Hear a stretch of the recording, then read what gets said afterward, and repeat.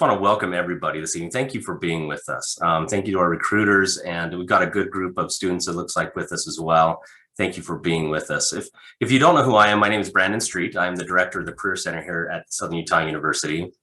I'm also represent the Career Center with the Department of Education and help make great connections between our students and our recruiters. And I know many of our recruiters here, and again, thank you for being with us this evening. Just a couple housekeeping things so you know what's going on. Tonight, we'll start our panel here first, and that will run until 4:30.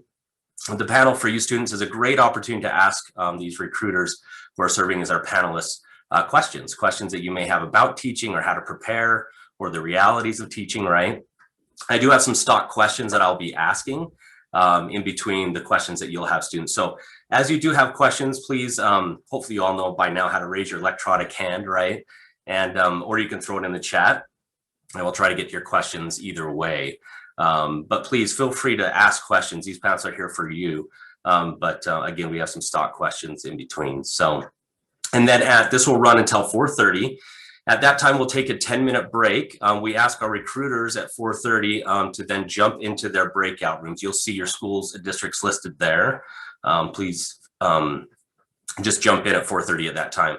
Students at 4:40, then you will choose a random room, which you'll start these speed introductions. So it doesn't matter what room you jump in.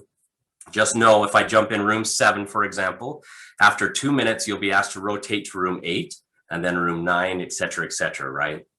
And hopefully that'll allow you a chance to learn about each of these schools and districts, get some information from them, and then make some decision about signing up for interviews tonight, which you can still do. So, all right, without further ado, we're going to kind of get started here in our panel.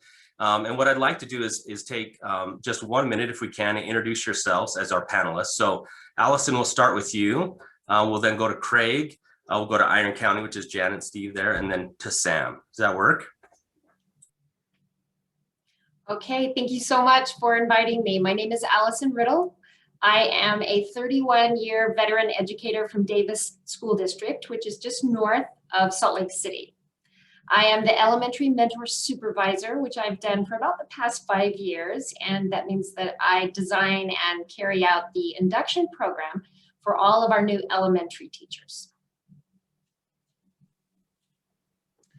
Hello, everybody. My name is Craig Jensen.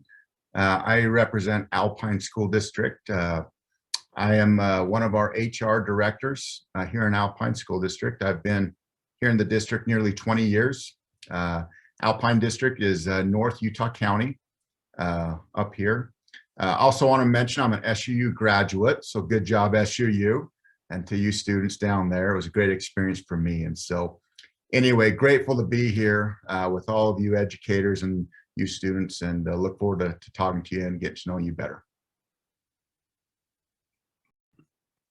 Okay, I am Jeanette Stubbs with Iron County School District, and I have about 25-year educator, and I am the Human Resources Director in Iron County School District, but I also cover the new teacher mentoring and induction program as well. And so I get to know a lot of our new teachers and help support the new teachers for the first 3 years at least. And I am also a graduate from SUU, and so go SUU. We're excited that you're here with us, and we love our SUU students and love the fresh excitement that you bring to our district as well. So, and I have Steve Burton in the room with me, and I'll let him introduce himself.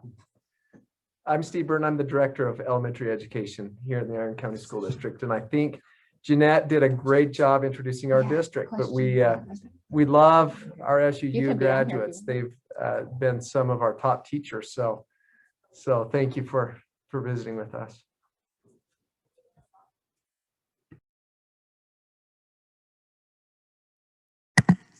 I'm Sam Gibbs. I am the director at Vista School in Ivins, Utah, which is down in Washington County. I'm a 25-year educator as well. Allison, I began my career up at Davis High School when it was the dear old Davis High. Spent about 15 years in Ohio, and then I've come back to Utah because this is where my roots are. We appreciate the SUU graduates and the programs there. I think they're really strong, and so I'm looking forward to talking with you about education. Okay, thank you so much, panelists. We appreciate taking a moment to get to know you there. I'm just going to kind of throw out a question to get started. And then again, students, we ask that you raise your electronic hands or throw in the chat a question you might have. So hopefully you're directing most of this panelist discussion today. So, but I'm going to start out with this question. And really any panelist can kind of jump in as you would like with these. So first question is, what is something you wish every college student knew before becoming a teacher?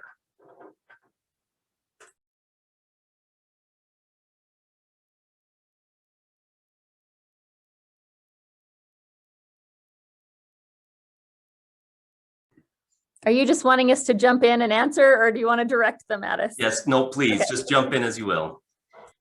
So I guess my first thing that I'll throw out there is that it's okay. I guess things never get finished. Like in education, there's always something to do. And you never, I don't know, I never leave in the day thinking that I've accomplished everything. And so I have to learn that that's okay, that there's always a tomorrow.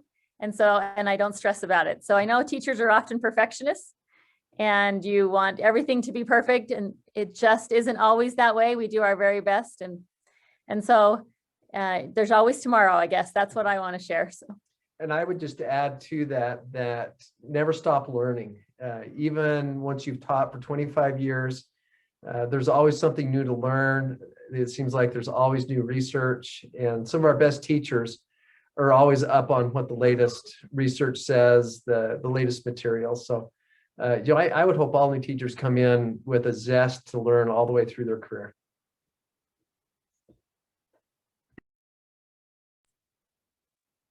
Any other panelists want to add to that? Yeah, sorry, I tried to unmute. Sorry. I would add to that I would hope that as you make that shift from practicum student to student teacher to teacher candidate, that you really embraced the idea that you are actually becoming a professional, that you have gone through your university studies and you're obtaining a professional license. That separates you and that pulls you into a completely different part of your life. So I would hope, I wish all university students, as they leave their program and they come into the classroom, that they really, put their shoulders back and kind of looked a little higher. Like, I am now a new professional and my skills are still emerging and I need to learn, as they mentioned. But know that you just joined a group of professional educators in the state of Utah. And that's really something to be proud of. Yeah, I might just add this to you students that are just entering the workforce. Remember, it's about people. There's a reason you went into what you're doing, and that's because you love children, you love students, you love people. And I think that's an important thing to remember as you start working and dealing with lots of things, that you always remind yourself why you got into what you're doing. And that's to help people and to help students reach their potential. And then the other thing I would say is enjoy the journey. Enjoy what you do. There's going to be good days and days maybe not so good as you get into this profession, but just enjoy the journey and remember to focus on what you can control and to enjoy who you work with and what you do. Yeah, my counsels are similar to Craig's. I think it's important coming into teaching to know who you are. You're in this for 30, 35 years, and you'll be faced with countless decisions every day. And just being in touch with who you are and what you're about and why you're here is really, really important. And then again, what Craig said, just remember that you're in this for people. The students who are in your class are actually someone else's baby. They're someone else's child. And you are one very important piece in the development of a child into an adult. And you're contributing to a great work that a lot of people are putting their parts into. Great, thank you. Doesn't look like we have any questions yet. Again, students, if you don't have questions, feel free to throw those in the chat or raise your electronic hand. So I'll ask another question here that I have. What are some things that you would suggest some underclassmen, so for example, our freshmen and sophomores, should start participating in or doing to strengthen their resume for future teaching positions?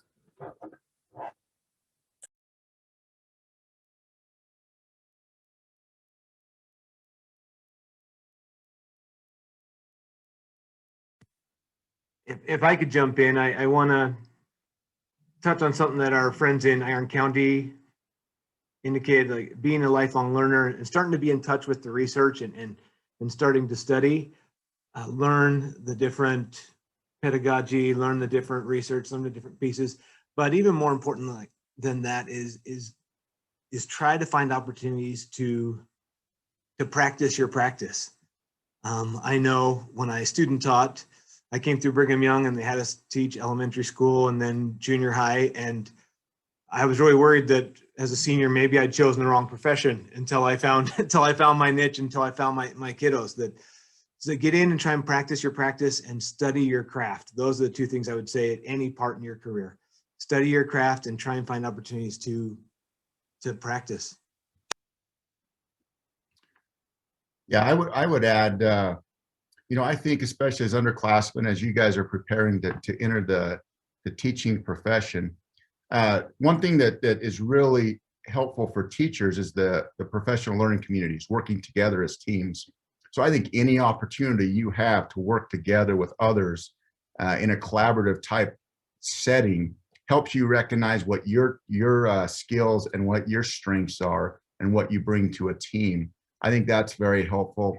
And I would also suggest any leadership opportunities you have, take advantage of those. Those will be very beneficial in the classroom. And to be quite honest, those are things that we look for, is those who have had leadership opportunities or worked with teams or been part of athletic teams or extracurricular type stuff that have demonstrated leadership. And so those are just a couple of thoughts that I would encourage you to get involved and start doing some of those things in preparation.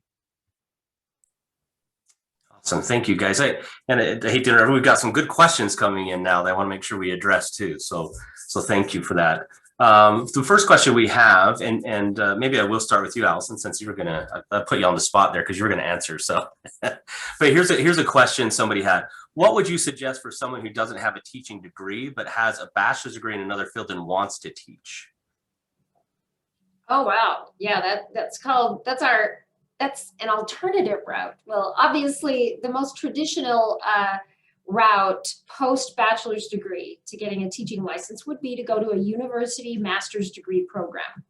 And many of the universities offer that without having to actually finish the master's right then. You can actually go through a graduate certificate track. There are options there for you. As it is right now, the other option that you have is many districts will allow you to apply with just the bachelor's degree. And then if you're hired, they will write you an APPLE plan, which is basically a professional learning plan. But some districts, instead of writing you a plan of continued study, they actually have you engage at a university in specific classes.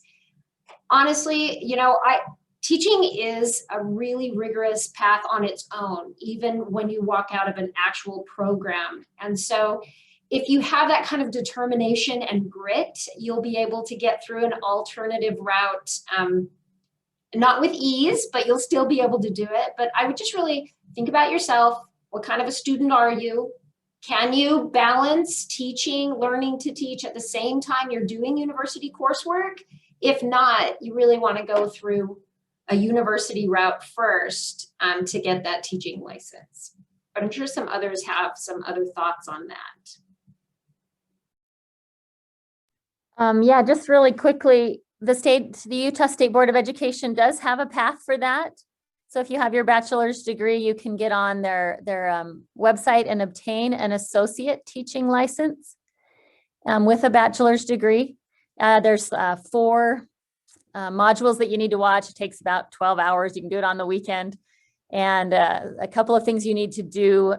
It's kind of listed on their site step by step, but you need to do that. And then you can get an associate teaching license.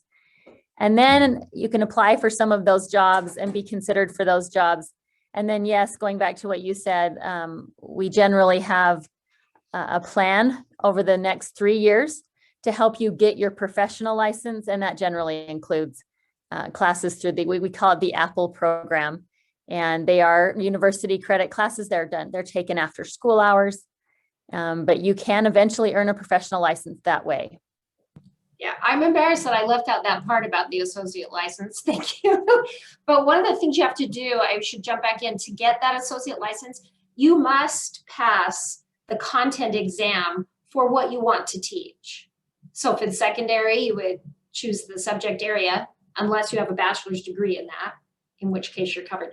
But if it's elementary ed, then you're going to need to pass that exam first in order to get that associate educator license. So that might take, a couple of months of preparation to get ready to take that exam. And the exam cost is under $200.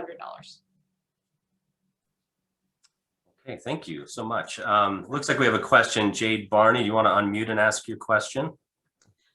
Yeah, so I've just been thinking about that first year of teaching, specifically the first couple of weeks and the weeks leading up to the start of the school year. I'm L-Ed and SPED. So I'm just wondering if you guys could answer what those weeks leading up to the start of school look like. I know there might be like trainings. I just don't know like when we can go into our classroom, when we can get ready. Yeah.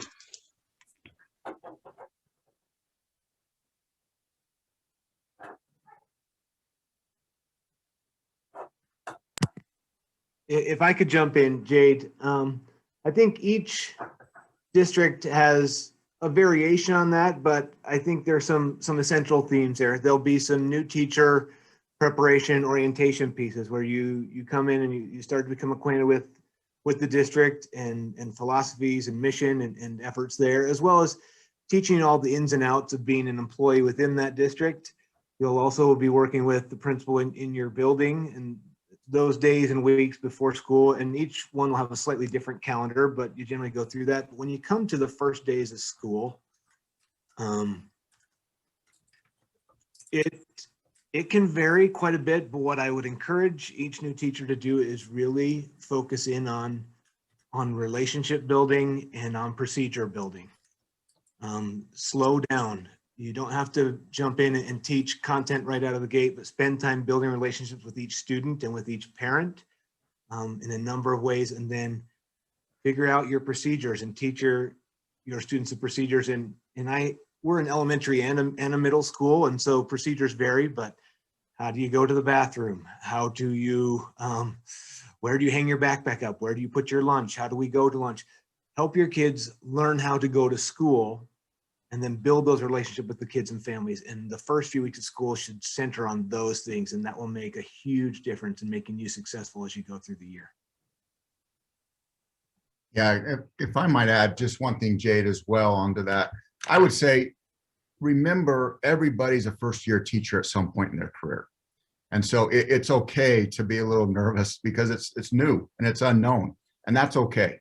And I think one of the biggest helps that a new teacher could have going into year one is you'll be assigned a mentor teacher, as well as you'll have a collaborative team, right? If you're elementary, it might be the first grade team.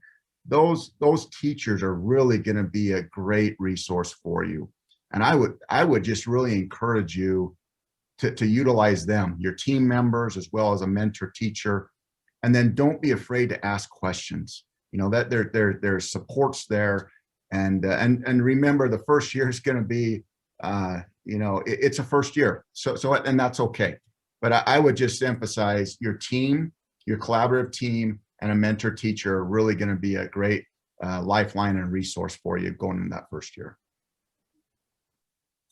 I would add that these are great questions for you to ask at the end of an interview when they say, do you have any questions for us? It's great for you to say, can you describe what mentoring looks like at your school? Or what will I experience as a new teacher at your school the week before? What kinds of trainings are paid? What kind, will my mentoring begin then?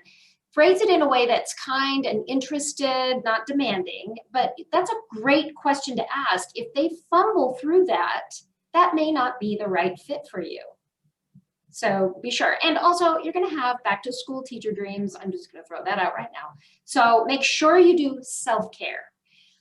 Take those mindful moments, breathe, eat well, exercise, because you're going to be worried all the time. And you'll enjoy it, but you're going to have strange back to school teacher dreams. Thank you so much. Oh, did you want to add something there, Jeanette? No, I think they said everything. The only thing that kind of came to mind for me is just the more prepared you are, the less you will worry about those first few days. So get the help that you need and be prepared for. I always ask my teachers to have that first week down, like everything's prepared, everything's copied, everything's planned, and then you'll worry a lot less about that first week of school. So. Awesome, great advice. Thank you all. Some great questions rolling in, so I'm just going to move into the next one that we have here. A student says that they're struggling with and not enjoying some of their education classes. What they're wondering is will being a teacher be like their classrooms? Meaning, will it be like their classes are going to be a different experience than what they're having in the classroom?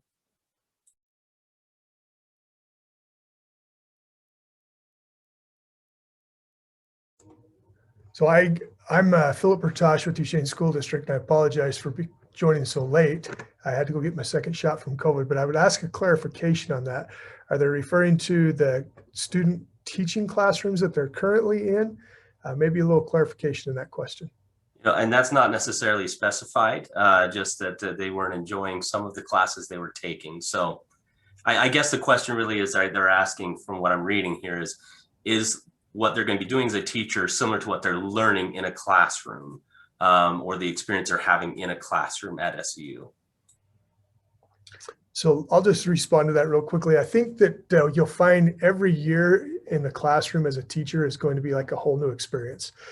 It's probably the one profession that you'll ever have that your first day of school is almost like the first day on the job, even though you come back with experience each year, because you're dealing with different kids every year and you're going to have different sets of circumstances. And so I think you'd have a really hard time judging whether you're going to enjoy teaching or not based on what you're experiencing in the classroom, because you haven't experienced the diversity of students. I would tell you that your student teaching experience is probably going to be a little bit more enlightening for you. It's going to give you an idea of what it's like to work with collaboratively with another teacher. It's going to give you insights into classroom dynamics and the chemistry that takes place between the teacher and the students. And so I think that's going to be a more clear picture for you than just your education classes that you're taking.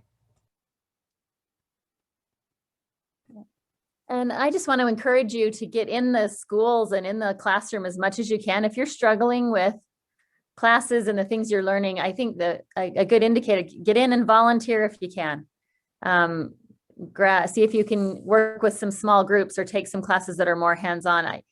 It would be really good for you to just see a classroom experience early on, rather than, if you're struggling, waiting till the student teaching experience to not like it would be a waste of money and time maybe for you. I don't know, but we have so many opportunities. Teachers are always wanting volunteers.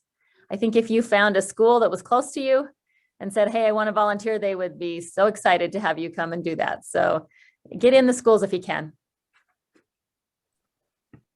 In lieu of time, I'm going to kind of skip on to the next question here. Thank you for that clarification and feedback there. So the next question is, when can we expect to see jobs open at your district or on your district websites for various schools or districts? And what will the interview and hiring process kind of look like? And I know it's all different, or it's different for each of you, but is there some generalities they can expect of when those will open and what that will kind of look like, what they should prepare for? I think it's good for you to understand the way public ed is funded, because that affects when we start hiring. But in general, we have the legislative session going on right now. Every year it goes on at this time. And at the end, you find out what public education has been funded. And then that money goes to each individual district, and then they negotiate with their local board and their local teachers association. And by the end of March, most districts know for sure the number of teachers they'll be able to hire for the next year. And that's why it's heavier a little bit in April and May. This year is, as you know, for everything in the world, it's a little different. We've got some districts that are doing both online and in a brick and mortar setting. So it may be a little different this year. Some districts will know right now. They've got openings and they'll start hiring right now. But don't be discouraged if you don't see a lot of movement until the end of March into April.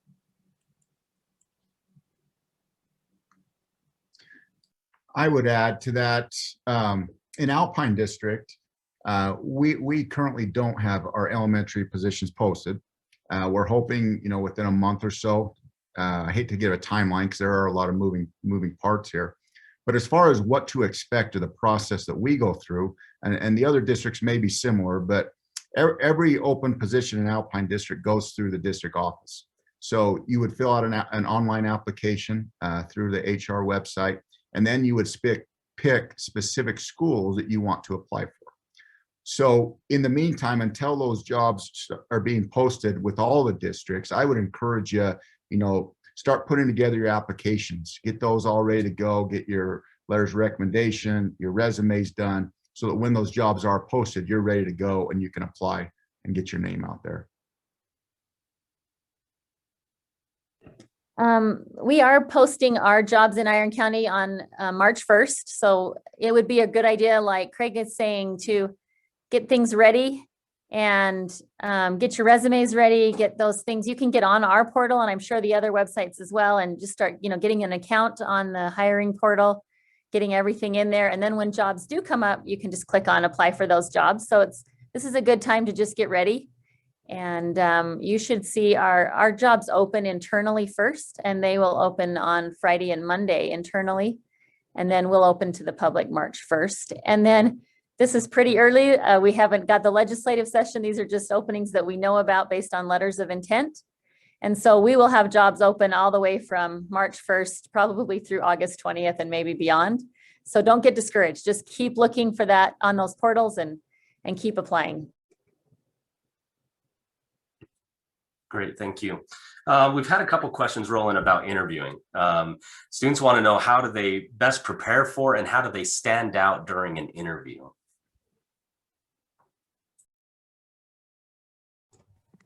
One of the questions in there. Go ahead, sorry. Oh, sorry. The way that you stand on an interview, to me, is it goes back to kind of my first answer.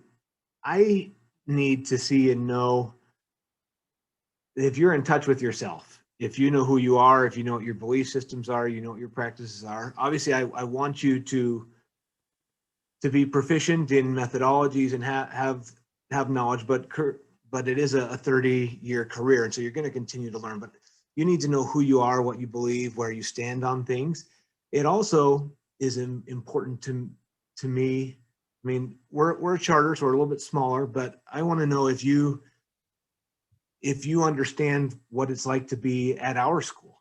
Have you looked at our website? Have you seen our mission? Have you looked at what we're trying to accomplish, or even some of our data and some of our statistics, so that you've demonstrated that you know what you're getting into, I guess.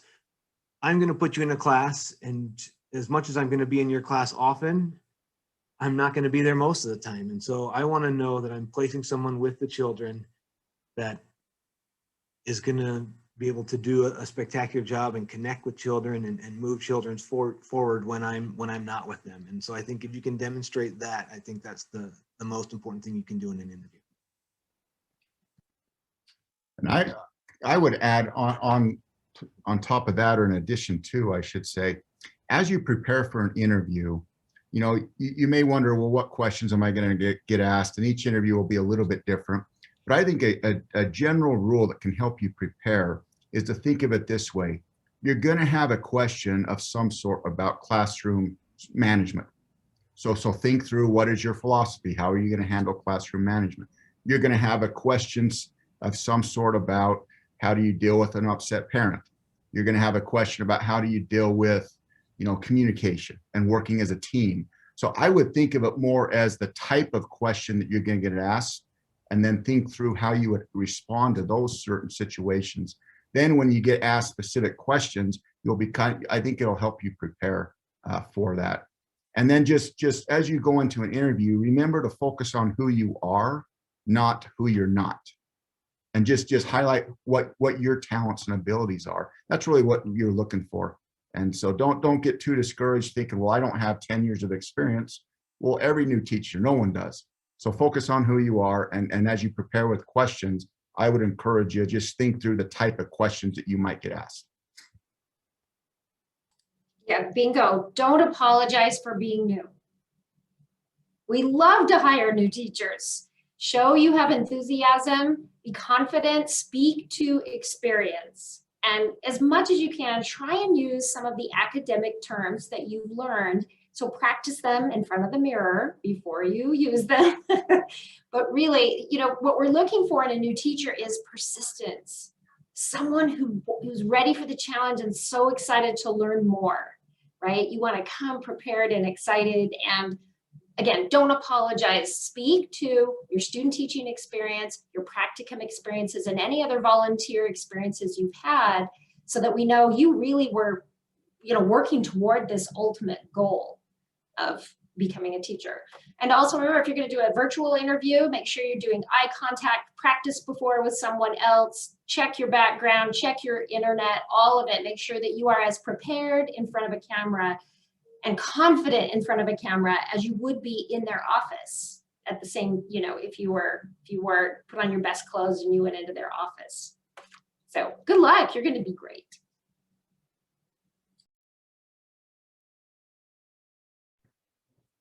I think I'll just add really quick. We generally get quite a few applicants for our jobs, and so you need to stand out. And so find something that makes you unique and makes you special. We love to hear what your skills and talents are, and that way we can say, hey, these guys are going to be a great fit. You're going to be a great fit for this team. And so if there's something about you that's unique, that'll help you stand out. So think about that. And I love what Lindsay said, and maybe all of you said. Give us specific examples from your student teaching experience or from your volunteer experience that helps us see that you've applied what you've learned, and we can see how you apply what we're asking you as well. So just make sure they're legal and ethical. That's right. Okay, thank you so much for your feedback on that. Just so students know, when they were talking about, Iron County was talking about standing out, right? We do have a program on campus to practice virtual interviews called Standout, actually. And we actually have a specific education interview in there that adapts each time you take it. So if you want to practice your interviewing, reach out to me, brandonstreet@suu.edu, and ask for a Standout profile. I can send you one and you can get practicing. So that might be something worthwhile for all of you. Well, unfortunately, we're out of time. We had some great questions here. Thank you so much to our panelists for the information you provided. I wish we could have got to all of our questions, but thank you for providing the insight you did to the questions we had. So